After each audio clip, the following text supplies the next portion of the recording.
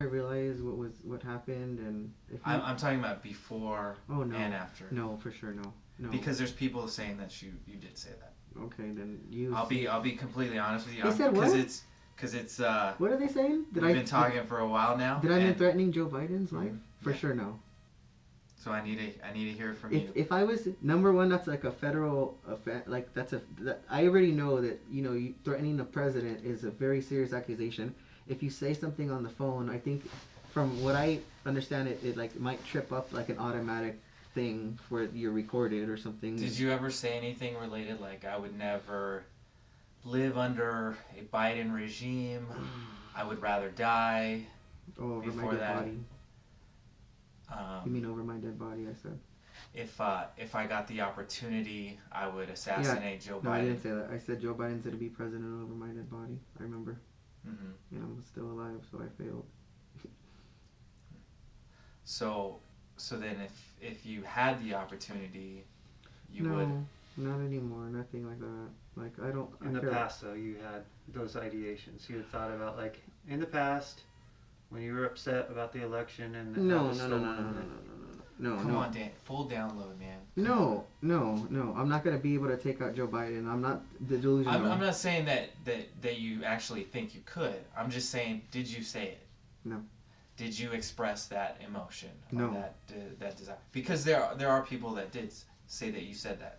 I don't care what they said. I'm just letting you know because I don't want there to be any confusion when it comes up that you lied to us or that you weren't fully honest with us, so that I'm laying all our cards on the table, showing you what we know. Yeah. And so, because like I said, you're the one that DC's got this freaking hard on for because of what you did. You know, the just with the officer, right? So if someone else says it, 3, 4, 5 other people are saying that you made these statements, who do you think they're gonna believe? And if you're saying, there's not 3 or 4 or 5 people out there that I talk to that I would say. I'm just saying, if we find more, but if you come to us and say like, hey, I said this because I was upset. There was like, if you give us context, like this happened. I saw this on Infowars or heard about this. the worst thing I said was Joe Biden will be president over my dead body. Mm-hmm. As if I'm gonna give up my own life to stop this. And that's how you felt? I thought that I wasn't coming back at one point, yeah. I was prepared to not come back. You were prepared to give up your life to prevent him from being president? No, to save the country. But I mean, that's the same thing, right? Was that when you went to I DC? thought we were saving the country, and I thought that it was just I'm nothing, I'm nobody, and for what the future is,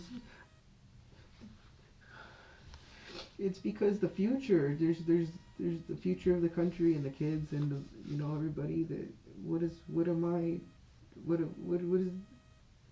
So you thought you were going to martyr yourself for the cause of the country?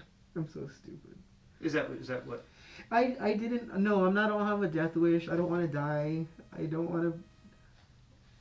Well, there's difference from having a death wish than being willing to die for a cause, right? I don't want to die at all. But you did want to die for the cause at one point. You just told us that. I was willing to. I didn't want to. Right. I was prepared that was a possibility, Mm-hmm. but clearly I don't. I like my life. I like my freedom and my life. I don't want to. I didn't go there to die. I could have died this morning. I could have not come out of the room. When you were fighting with Officer Fanon, did you think that might be that you might be in that moment where this might be the real deal? This might be the real thing for the cause here. This might be that turning point for the. Well, yeah. Yeah. I thought that that's what was happening. I thought that we were making it happen. I thought we were saving the democracy and the election and. Were you willing to take Officer Fanon's life for the cause? No, I didn't try to take his life. Have you ever said that in the past that you would be willing to, kill someone in combat, an officer if need be? if they were.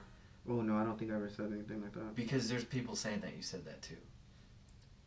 And Just so there actually might be like digital evidence that says that from you. I don't think there is. Well, that's not really a denial if you're saying I don't think there is. No, I don't think I ever said anything like that or felt that. Is it possible you said that? I don't believe it is. I would remember feeling that way or thinking like that. Danny, it sounds like you were willing to die for your cause. You know, which I get. I totally understand. I don't feel it's my cause. I think it's like it's a bigger cause. It's not just me. It's for everyone. You were willing to die for the benefit of the country. Yeah. Right? Yeah. You're willing to die for the benefit of the country. That's pretty serious thing, right? Were you also willing to kill somebody who was trying to disrupt that or trying to hurt the country?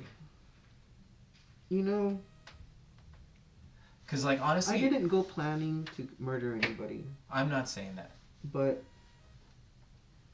I knew that it was a possibility that there could be casualties. There could be casualties.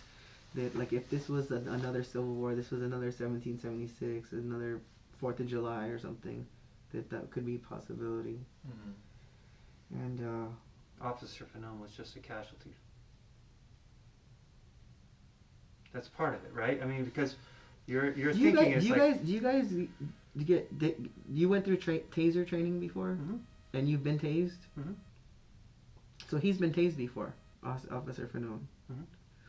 And he has a lot of neck tattoos. It's painful too, right? Okay. So where are you going with that? I'm not going anywhere with that. So you're saying he just had a little bit of pain? I don't know how much pain he has. I've never been tased. I'm sorry, I don't know what it's like. He can tase me. But it seems like you were saying those things to be dismissive about the harm that you caused him. If I could go back and... Yes, I wouldn't do it again. But what I did, I can't undo it. And I have like no... I'm embarrassed by it. I'm ashamed by it. And my mom's gonna find out about it probably. But Danny, the issue is when you went to DC and when you thought that you were part of this 3% civil war that you were going to be fighting for freedom, when you tased Officer Fanon, he was standing in your way of fighting for freedom. Right?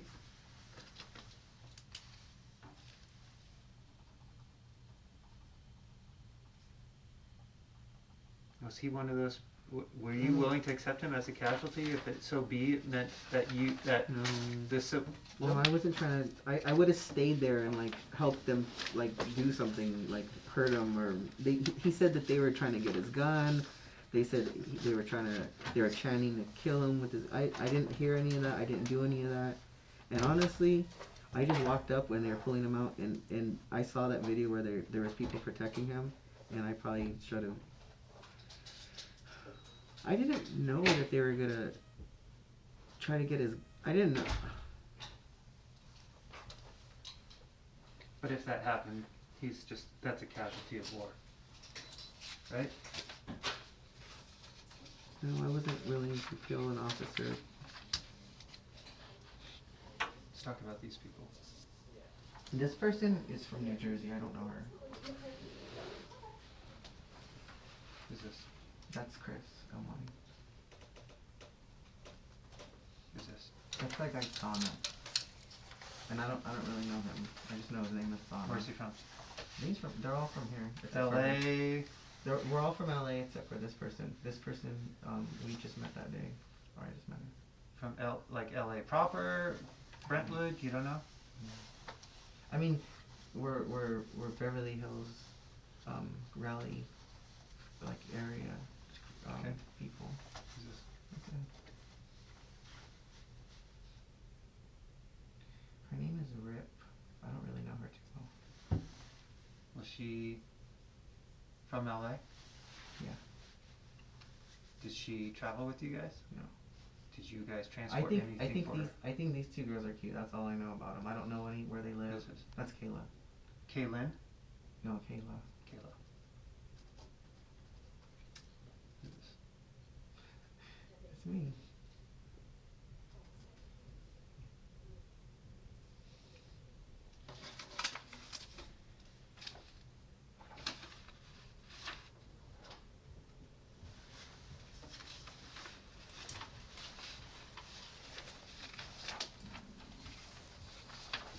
You know who these two people are?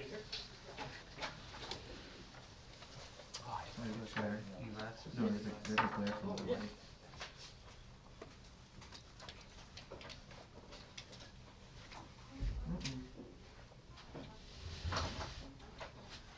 Do you see this?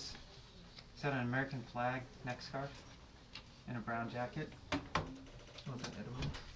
Is this also an American flag neck scarf and a brown jacket? Oh, yeah, it's Edward, I guess. You know who this is?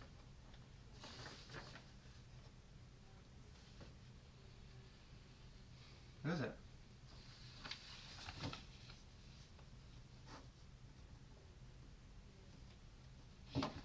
Why do you protect her? She doesn't know what's going on. Oh, I think she does. She's not one of this. She's not part of this. I think she is. Then you have to start telling me why she's not. Because right now, she's renting the car that you guys drove.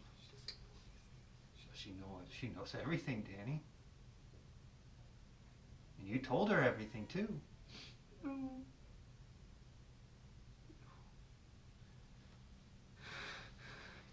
This is Kaylin. Just leave her out.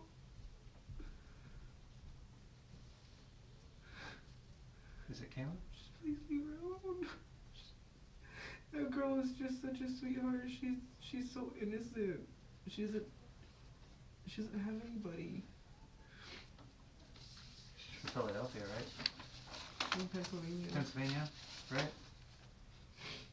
She's a nanny. Yeah. You gotta talk to me. If you want me to help her out, then I need to know what her exposure is. Because right now, I haven't told she's her part of the anything. group.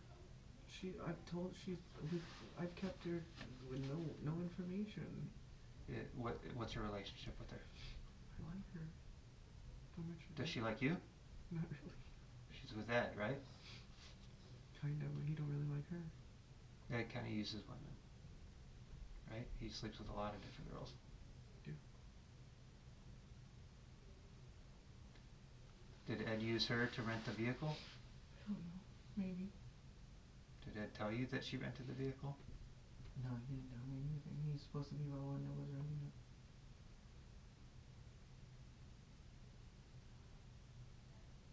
She goes to the rallies with you guys? No. She in the Telegram channel? Yeah. So she knew what you guys were about. She's just not on there though. Like she doesn't. I put messages to her and she doesn't read them, or she's like on there. She has it, but she's not on there.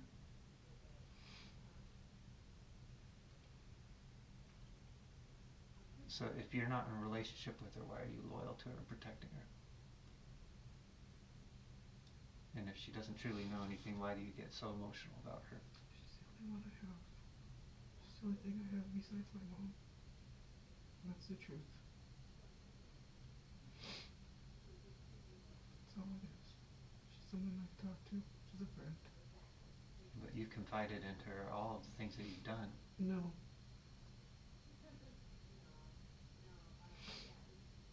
No, I don't want to scare her. I don't want her to worry and stuff. She probably won't be around.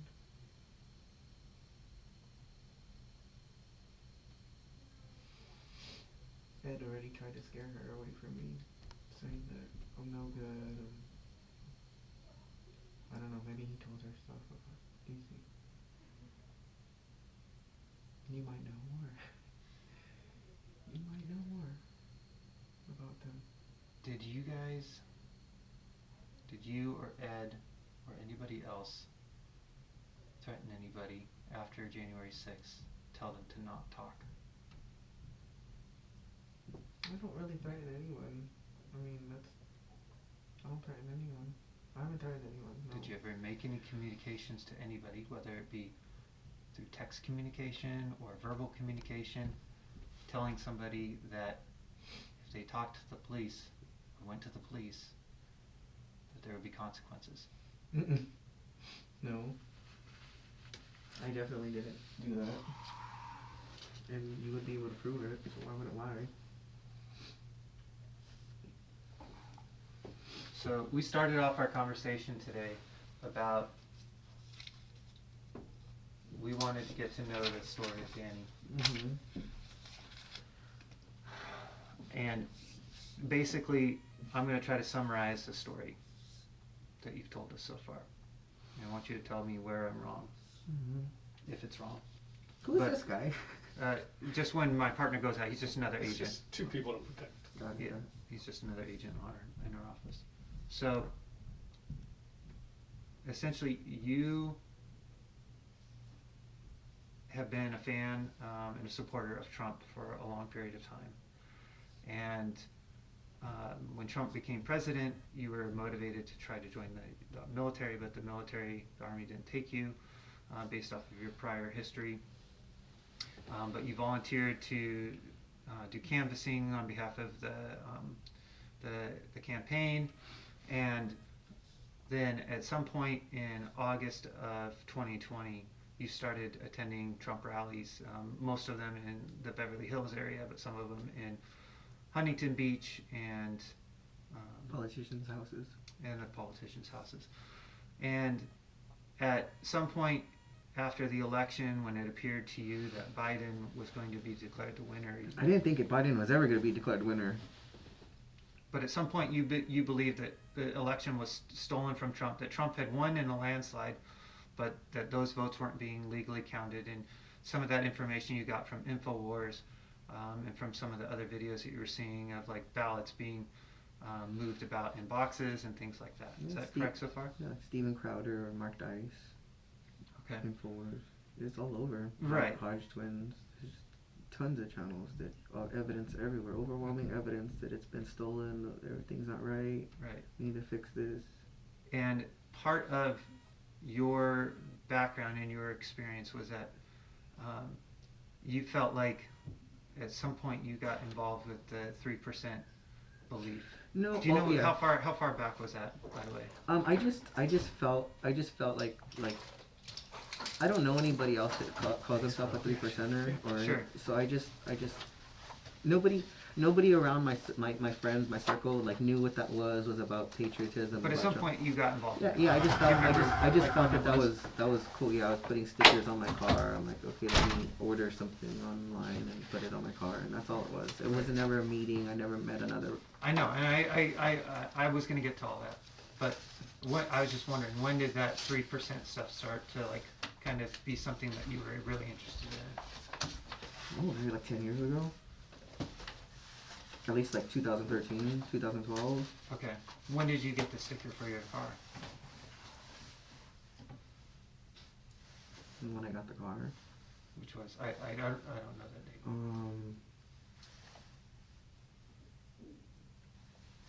I got that car in 2017,